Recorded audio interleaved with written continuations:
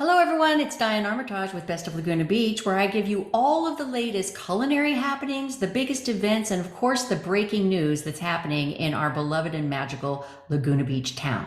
I've been doing this for 16 years now, and I would absolutely love it if you would like this video and subscribe to this station. And when you have an opportunity, go to bestoflagunabeach.com. That's my website with hundreds and hundreds of articles and photos. And you can sign up at an email there so that you can be a VIP who gets all of this news first. Now today, I've got more breaking news for you. The next 3 weeks might be the stand's last stand. Alizabeth Alisa Arciniaga, owner of the venerable Stand Natural Foods restaurant since 2015, says she simply can't afford its upkeep nor the prospect of surviving another long beach winter in Laguna Beach. She said it makes her sad that this could be the end of an era, but at some point you've just got to be realistic, she said. After she took over ownership on February 10th, 2015, she had to take on a second job in the mortgage industry to help the stand survive the winter months, and she's had to hold on to that job ever since. Additionally, Arciniaga says that because she doesn't have a long-term lease with her landlord, she simply doesn't have anything of her business to sell, but a few refrigerators and about 8 million juicers, she told me. Unless a white knight steps in to keep this historical favorite alive, Arciniaga plans to close the stand on September 5th, the day after Labor Day. Now, the Stand Natural Foods restaurant has quite a storied history. It was first established in 1975 by Edward Brancard when he purchased the initial store, Hav'A Stand, from the Laguna Beach Dunn family, the originators behind the wildly popular Hav'A Chips. Under Brancard's direction, the stand quickly grew in regional popularity as a vegan-only establishment, serving up vegan smoothies, sandwiches, and very healthy, hearty dinner options. Now, Alizabeth Arciniaga first entered the picture as a freshman in high school. An original Laguna Beach native, she was one of the many sawdust rats, a kid of an artist, as her dad Alfredo displayed there and at the Festival of Arts. Now, Brancard hired her to work at the stand that initial summer after her freshman year, and she worked full-time there, 5 days a week, and even double shifts on weekends for quite some time.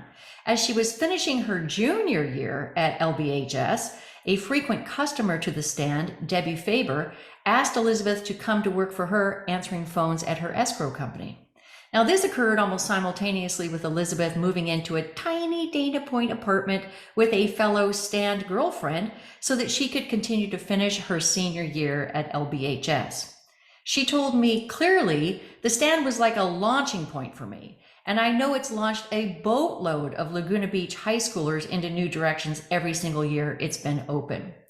So fast forward to 2015, when a newly divorced Elizabeth moved back to the Orange County area from LA and approached Brancard about buying the stand, which was yet another launching point for Elizabeth. True to her word, she maintained Brancard's extensive and very creative menu, even adding back in many of her favorites from the 1970s. She told me it was important to keep that feeling of 1970s nostalgia in place too. She said people still come up to us today and they talk about the first time they visited 20 years ago or 30 years ago, and they were so charmed that it's got the same energy and feel that they remembered way back then. Now, over these last 8 years, both of Arciniaga's children have worked at the stand, but they've since graduated and moved on into their own careers. Meanwhile, Elizabeth's dad, Alfredo, is 83 and in need of help. He's lived in a tiny town near San Luis Obispo ever since she was in high school because he says it reminds him of old-time Laguna Beach. Now, Arciniaga tells me we still juice all of our juices fresh, apple, orange, carrot, etc., every morning, and moms still come in with their kids for the soft serve because it's 100% fruit. She said it's hard to find anything comparable like that in town or around.